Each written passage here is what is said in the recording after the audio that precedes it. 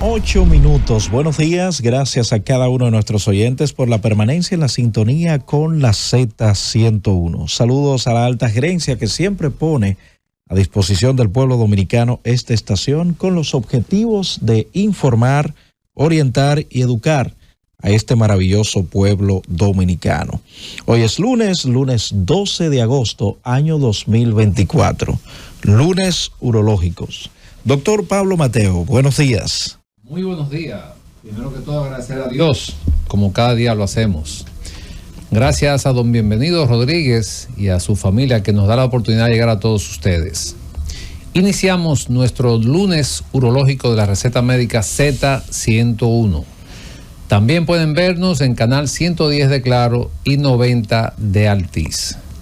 Antes de dar el tip urológico de la semana, de verdad que siento el corazón inundado de gratitud por ese apoyo tan masivo que tuve el viernes en la Biblioteca Nacional Pedro Enrique Sureña en la presentación de mi libro El hombre y su próstata.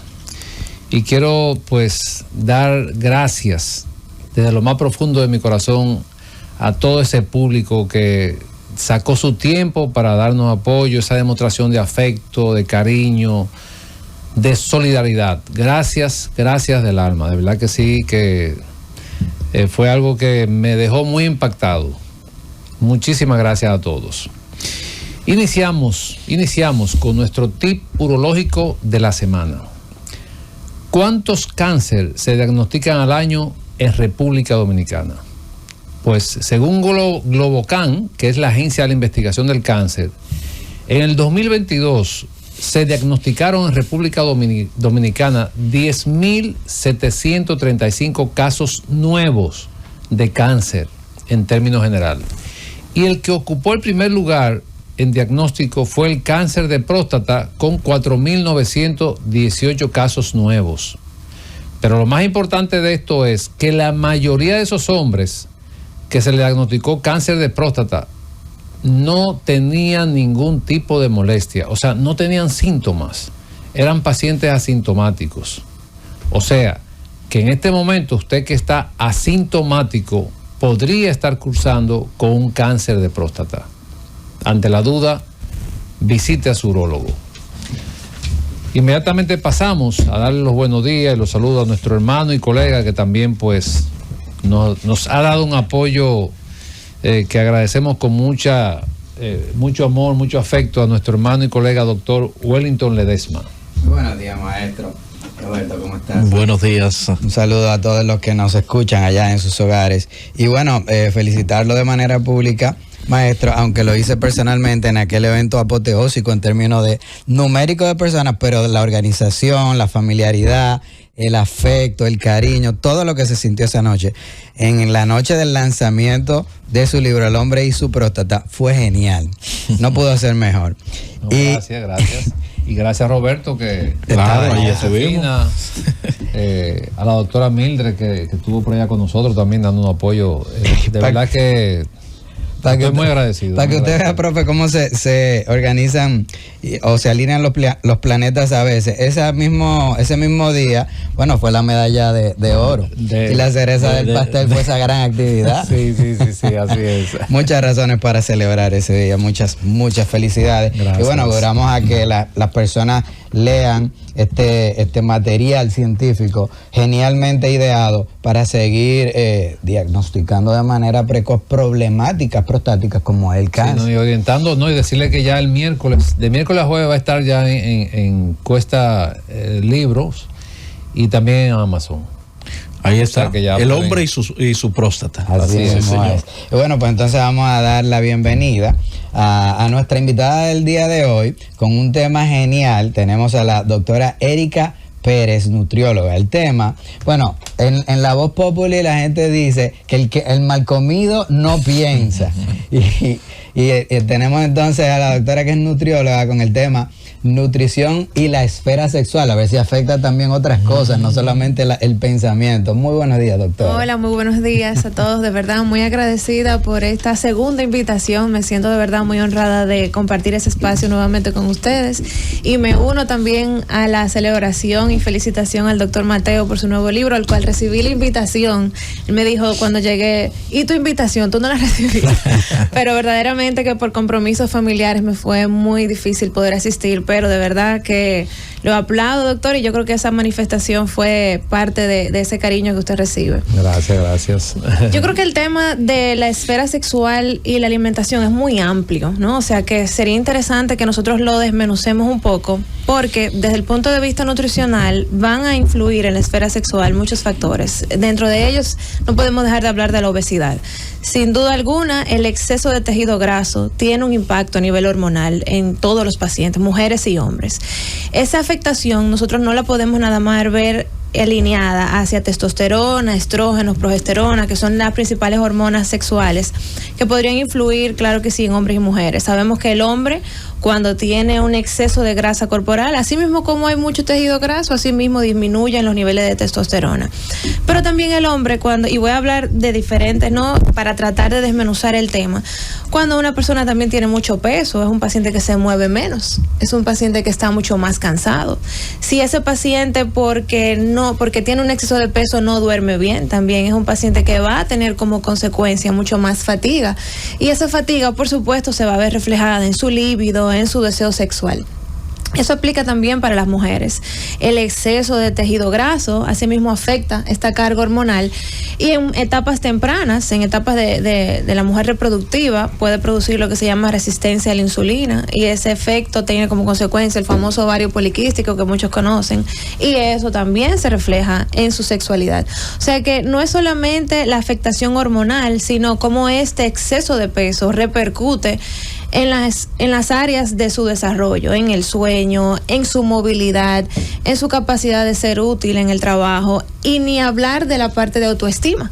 Esta mujer que se encuentra en un estado de sobrepeso y de obesidad no se siente cómoda con su peso, y como consecuencia tiene mucho menos deseo sexual. Es una paciente que se siente mucho más cohibida, es una mujer que no se siente cómoda con su pareja, que le da vergüenza desvestirse, y por supuesto eso se va a reflejar también en su sexualidad, no nada más por el hecho del sobrepeso y su carga hormonal afectada, sino por todo el espectro que eso representa en su vida. Hay muchos nutrientes también, porque tenemos mujeres y mujeres y hombres, ¿no?, que tienen un problema de peso pero están bien alimentados, como también tenemos exceso de peso pero estamos mal alimentados. También ocurre de que, como hablamos de nutrición y no solamente de peso, si yo estoy mal nutrida, si yo tengo como mujer deficiencia de hierro en esta etapa donde yo menstruo, si yo no tengo una buena alimentación rica en carnes, entonces yo tengo mucha más fatiga. O sea que hay muchos nutrientes también que van a estar reflejados en la esfera sexual. El hierro es de los que menos resalta. Si hablamos de los nutrientes que más resalta, va a resaltar el zinc, que está presente verdaderamente en las carnes, principalmente en las proteínas, pescados.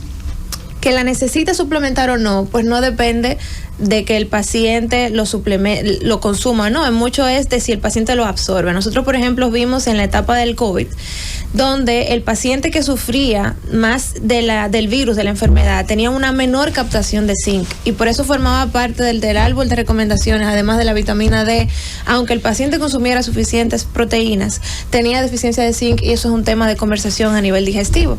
El magnesio, tan popular, tan en tendencia, que pienso que incluso puede estar siendo sobreindicado, porque muchos pacientes no tienen una tolerancia intestinal o una intolerancia gástrica al magnesio, pero sí tiene influencia en la esfera sexual. Disminuye los niveles de estrés, ayuda con un mejor patrón de sueño, ayuda con el patrón gastrointestinal, que muchas veces puede ser necesaria la suplementación. En los nutrientes también nosotros tenemos que hablar de los antioxidantes, que es una conversación, vamos a decir que un poquito nublada, porque cuando hablamos de antioxidantes la gente dice, ¿pero a qué se refiere la doctora? O sea, ¿qué es lo que antioxida? Reconozcamos como oxidación también ese efecto negativo por el cual atraviesa nuestro cuerpo cuando está enfrentado a todos los radicales libres, todos los elementos tóxicos a nuestro alrededor. Producen estos, como le llamamos, cuerpos de oxígeno, o ROS, Reactive Oxygen Species. Este tipo de sustancias que están presentes tanto en una alimentación no saludable como en los elementos del medio ambiente, como son liberados por el estrés, con ciertos alimentos que son muy ricos en antioxidantes, vamos a tener un muchísimo mejor manejo, y eso se ha reflejado bastante significativo en la esfera sexual. ¿Qué son antioxidantes?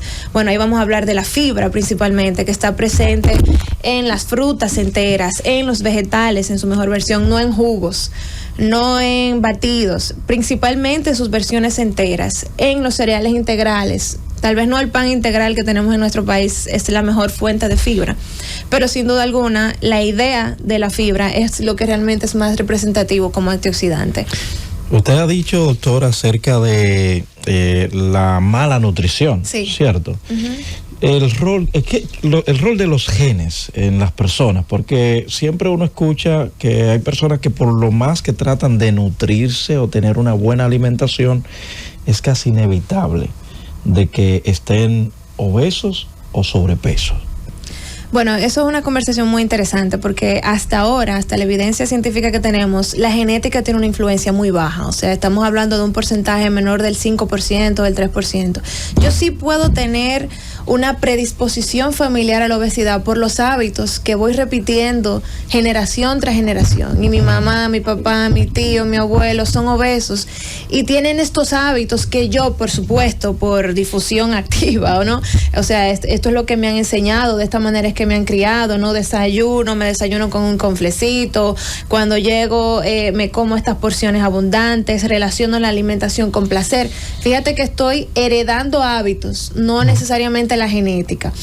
O sea que cuando nosotros tenemos estos pacientes que le atribuyen a la genética su sobrepeso, su obesidad, tenemos que mirar un poco más atrás y ver realmente este paciente está haciendo lo que tiene que hacer y como consecuencia mantiene el mismo peso, o verdaderamente es que se siente que sabotea él mismo sus objetivos porque tiene esta predisposición familiar. Existe el concepto que se llama epigenética, que es que yo tengo la predisposición familiar, me es más fácil subir de peso y eso es completamente real, pero son mis hábitos los que van a marcar que esto sea así o no. O sea que es muy poco frecuente que tengamos un paciente que se alimenta bien, que hace ejercicios, que duerme bien, que mantiene ciertos hábitos en un problema de peso. Eso es una realidad. Sí, definitivamente la dieta impacta, como usted muy bien decía, en la salud sexual, pero yo quisiera aterrizar esto un poquito. Usted nos mencionaba el tema de las hormonas y nosotros en muchas ocasiones hemos hablado de que lo que se relaciona directamente en términos urológicos con el libido y el deseo sexual es la testosterona. Nosotros casi siempre enfocamos el tema en hombres, pero hay que recordar que la mujer también tiene niveles de testosterona. Esto a veces no lo decimos lo suficiente como para que todo el mundo lo sepa. No tanto como los hombres, pero sí lo suficiente para mantener entonces ese libido. Y esto se ve afectado cuando uno está malnutrido, ¿no? Absolutamente. Como decía antes, cuando tengo un exceso de grasa corporal, disminuye la testosterona. Son inversamente proporcionales. De hecho, una de las tendencias que más se utiliza en pacientes obesos es aplicarle testosterona. Y muchas veces somos muy repetitivos al decirles, oye, si bajas de peso, bajas grasa corporal, va a aumentar los niveles de testosterona, son inversamente proporcionales. Y es muy controversial la colocación de testosterona en hombres. Es un tema que en mi área de nutrición no es tan competente, porque esto sería un endocrino o alguien más experto en hormonas quien se encargaría de la aplicación. Pero como médicos estamos vastamente informados sobre la indicación puntual, y en eso el doctor Mateo puede incluso ampliar, del uso de testosterona de manera muy específica y no en todos los pacientes con cierto nivel de sobrepeso u obesidad. Yo pienso que el uso de testosterona está llegando a un nivel indiscriminado. Preocupante. Indiscriminado y preocupante porque lamentablemente hay personas que no sé si han ido a la universidad, pero, o sea, están haciéndose pasar como que son profesionales, están abusando de esta sustancia y le están haciendo daño a esos pacientes. Así es. Entonces, yo pienso que estamos en un momento de globalización donde hay tanta información y el paciente no necesariamente debe ir a una persona que no tiene ningún tipo de preparación desde el punto de vista médico. A aplicarse un medicamento porque ese es el negocio. Y yo creo que de manera responsable lo decimos, o sea, debemos tener cuidado, debemos respetar al paciente.